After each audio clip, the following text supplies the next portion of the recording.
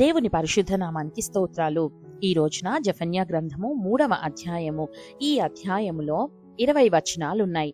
మొదటి వచనం, ముష్కరమైనదియు భ్రష్టమైనదియు అన్యాయము చేయునదియునగు పట్టణమునకు శ్రమ. రెండవ వచనం, అది దేవుని మాట ఆలకించదు, శిక్షకు లోబడదు, యెహోవాయందు విశ్వాసముంచదు, దాని దేవుని యొద్దకు రాదు. మూడవ వచనం, దాని మధ్య దాని అధిపతులు గర్జన చేయు సింహములు, దాని న్యాయాధిపతులు రాత్రి అందు తిరుగులాడుచు తెల్లవారు వరకు ఎరలో ఏమియూ మిగులకుండా భక్షించు తోడేళ్లు.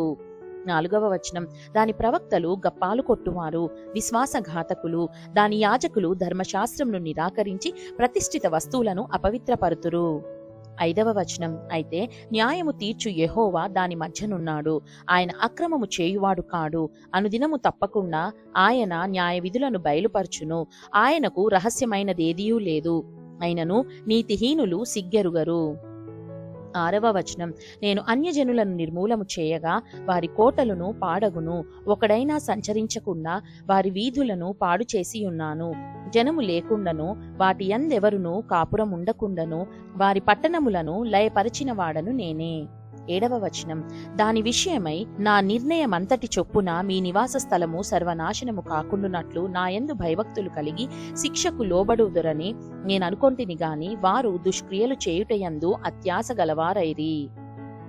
ఎనిమిదవ వచనం, కాబట్టి యెహోవా సెలవిచ్చు వాక్కు ఏదనగా, నా కొరకు కనిపెట్టుడి, నేను లేచి ఎర పట్టుకొను దినము కొరకు కనిపెట్టియుండుడి, నా ఉగ్రతను నా కోపాగ్ని అంతటినీ వారి మీద కుమ్మరించుటకై అన్యజనులను పోగు చేయుటకును గుంపులు గుంపులుగా రాజ్యములను సమకూర్చుటకును నేను నిశ్చయించుకొంటిని, నా రోషాగ్ని చేత భూమి అంతయు కాలిపోవును.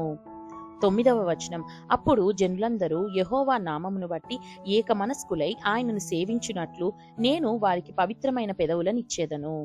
పదవ వచనం, చెదరిపోయిన వారే నాకు ప్రార్థన చేయు నా జనులు కూషు దేశపు నదుల అవతల నుండి నాకు నైవేద్యముగా తీసుకొని రాబడుదురు.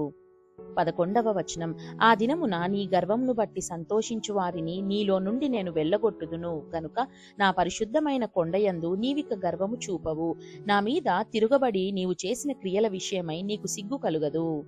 12వ వచనం, దుఃఖితులకు దీనులను యెహోవా నామమును ఆశ్రయించు జనశేషముగా నీ మధ్య నుండనిత్తును. 13వ వచనం, ఇశ్రాయేలీయులలో మిగిలిన వారు పాపము చేయరు, అబద్ధమాడరు, కపటములాడు నాలుక వారి నోట నుండదు, వారు ఎవరి భయము లేకుండా విశ్రాంతి గలవారై అన్నపానములు పుచ్చుకొందురు. 14వ వచనం, సియోను నివాసులారా ఉత్సాహధ్వని చేయుడి, ఇశ్రాయేలీయులారా జయధ్వని చేయుడి, యెరూషలేము నివాసులారా పూర్ణ హృదయముతో సంతోషించి గంతులు వేయుడి. 15వ వచనం, తాను మీకు విధించిన శిక్షను యెహోవా కొట్టివేసి ఉన్నాడు, మీ శత్రువులను ఆయన వెళ్ళగొట్టియున్నాడు, ఇశ్రాయేలుకు రాజైన యెహోవా మీ మధ్య ఉన్నాడు, ఇక మీదట మీకు అపాయము సంభవింపదు. 16వ వచనం, ఆ దినమున జనులు మీతో ఇట్లందురు, యెరూషలేమా భయపడకుము, సియోను ధైర్యము తెచ్చుకొనుము. 17వ వచనం, నీ దేవుడైన యెహోవా నీ మధ్య ఉన్నాడు, ఆయన శక్తిమంతుడు, ఆయన మిమ్మును రక్షించును, ఆయన బహు ఆనందముతో నీ యందు సంతోషించును, నీ యందు తనకున్న ప్రేమను బట్టి శాంతము వహించి నీ అందరి సంతోషము చేత ఆయన హర్షించును. 18వ వచనం, నీ నియామక కాలపు పండుగలకు రాలేక చింతపడు నీ సంబంధులను నేను సమకూర్చెదను, వారు గొప్ప అవమానము పొందినవారు. 19వ వచనం, ఆ కాలమున నిన్ను హింసపెట్టు వారినందరినీ నేను శిక్షింతును, కుంటుచూ నడుచువారిని నేను రక్షింతును, చెదరగొట్టబడిన వారిని సమకూర్చుదును, ఏ ఏ దేశములలో వారు అవమానము నొందిరో అక్కడ నెల్లా నేను వారికి ఖ్యాతిని మంచి పేరును కలుగజేసెదను. 20వ వచనం, ఆ కాలమున మీరు చూచుచుండగా నేను మిమ్మును చెరలో నుండి రప్పించి మిమ్మును సమకూర్చిన తరువాత మిమ్మును నడిపింతును, నిజముగా భూమి మీదనున్న జనులందరి దృష్టికి నేను మీకు ఖ్యాతిని మంచి పేరును తెప్పింతును. ఇదే యెహోవా వాక్కు.